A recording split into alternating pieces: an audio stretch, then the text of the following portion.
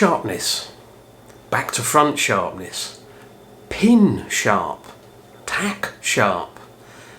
Are we obsessed with sharpness? And does it really matter?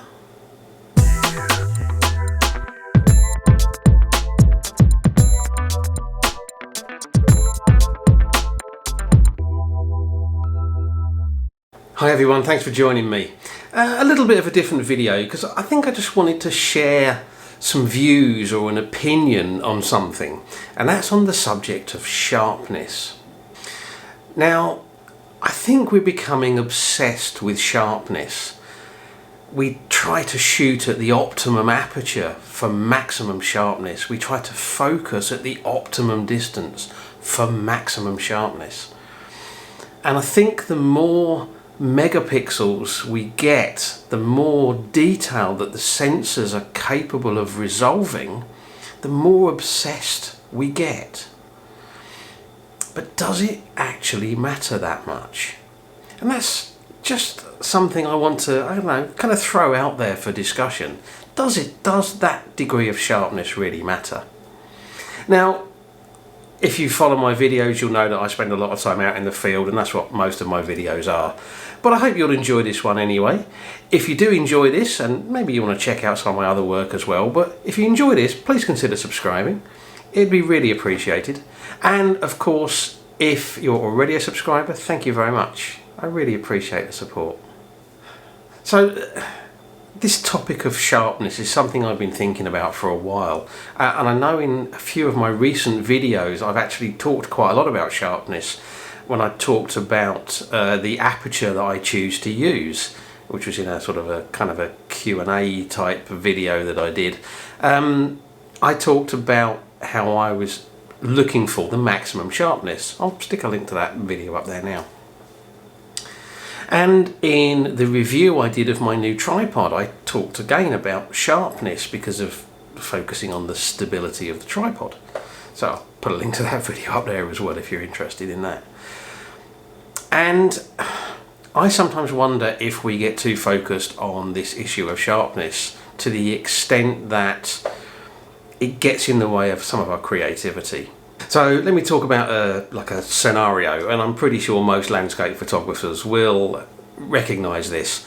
You go out, you do a shoot, you get nice light, you get nice composition, the image looks really nice on the back of the camera, you come back, get it on the computer, looks okay, and the first thing you do is you hit that 1:1 zoom button to go right into 100%, and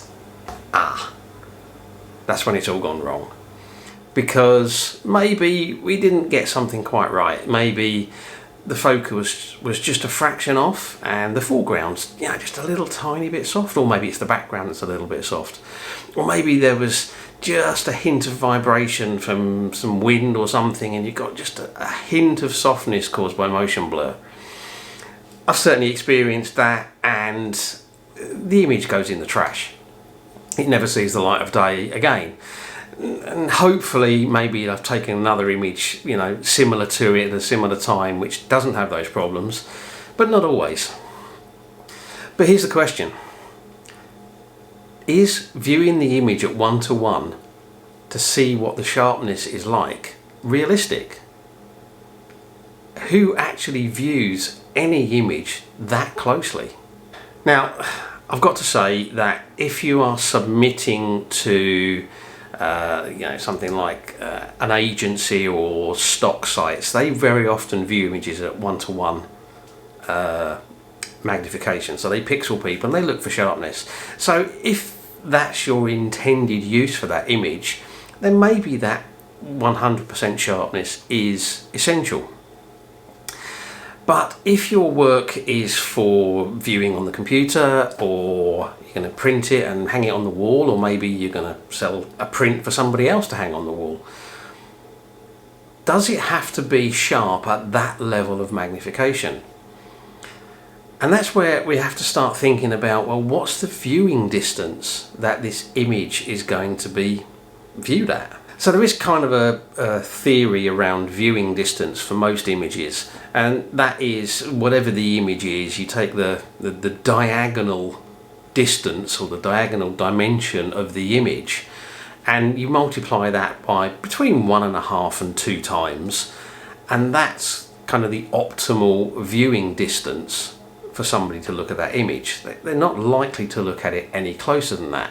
Now, having said that, landscapes are a bit of an exception, because quite often there's detail in the landscapes that people want to look at, and in fact one of the things we often try to do in a composition is get people's eyes to move around the scene, and therefore people might get in closer and look at a bit more detail.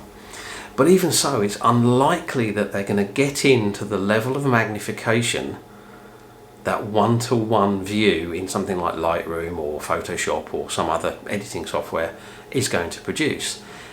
Realistically, they're not going to be doing pixel peeping. They're going to look at the image from a reasonable distance, and the chances are it's not going to be magnified anywhere near as much as that one-to-one view that you see on the screen. So it's important to consider, when you decide whether an image is to be rejected or not based on whether it's sharp, is how much detail is there in the image in the first place? What's the intended use? Is that intended use going to see it viewed in a very large format, and are people going to be getting in close to it to actually look at the level of detail?